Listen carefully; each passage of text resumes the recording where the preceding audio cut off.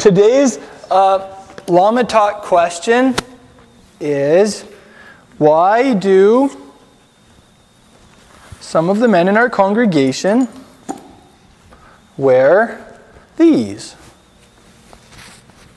Now, can anyone tell me the Hebrew name for one of these? A tallit. That's correct. They're often called prayershaws in English, but how many of you have ever seen a man that regularly wears a shawl? Men don't usually wear shawls, I've noticed. I don't know if I ever have, except in playing dress up when I grew up.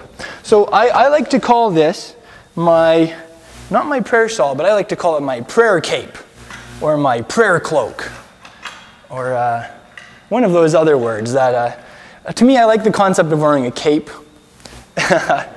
I also like the concept of wearing a cloak. We don't really wear cloaks anymore, but when you look at the symbolism of a cloak in the scriptures, it has a gravitation to it. You think of Elijah the prophet. He had a mantle. He had a cloak that he wore. He rolled it up once and struck the water, and it supernaturally split. It just has the connotation of something deeply spiritual, almost mystical, if I could say that. Not in a bad way, but in a good way. And anyway, so I like to just go in the Hebrew and call this my tallit.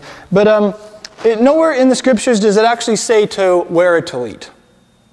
What it does say, however, in Numbers chapter 15 and in Deuteronomy chapter 22, is to wear these four little thingies hanging off of the corners of it. Here, I'll spread it out so you can see. Those four little thingies are called what in Hebrew? Tzitzit. That's correct. Tzitzit. And we're going to be reading that passage shortly. So when we read it, you'll know why he said to wear them. But that's why we wear these. Now, in ancient times, it was actually common to have tassels on the corners of your garments. They would indicate your nationality. They would indicate your social status. They would often also indicate your job description. And we've lost touch with that. Well, the first time we read about these is with Judah. It says that he had a seal and he had a cord was one of the things. And that cord was his personal ID. So there's something about what these represents that's all about your ID, about who you are. And I could teach probably for at least 2 hours just on the tallit and the tzitzit, what they represent. I think I'd like to do that probably for a biblical New Month celebration sometimes. We'll just learn about this. Maybe we'll have a tzitzit tying party. We'll tie some tassels together. We'll get radical for God, something like that. So. These things are called tzitzit. Yeah. And actually in Greek they're called kraspedons. And it says numerous times in the Gospels that our Savior himself wore these. When the woman with the issue of blood went and grasped hold of the fringe of his garment, the hem of his garment, the Greek there is kraspedon. And that's always a reference to these. In the Septuagint, the Greek translation of the Hebrew Bible, when it talks about tzitzit, it calls them kraspedons. So we know that our Savior wore these. We know that they have special significance. And once again, we know that wearing this is part of telling the Father that we love him. It's one of those radical acts of devotion to Messiah.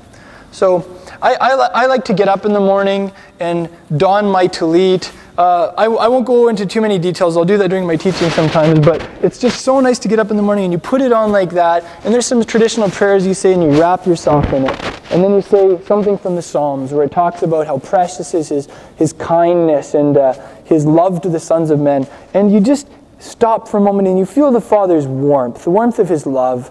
And you have that reminder every morning that you are under your Father's covering, that you're taking refuge under the shelter of his wings. See the wings there?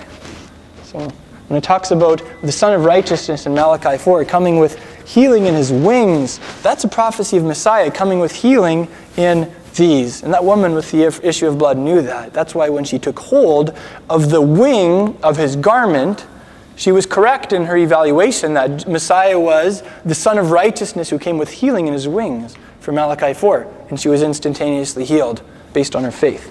So that's why we wear these.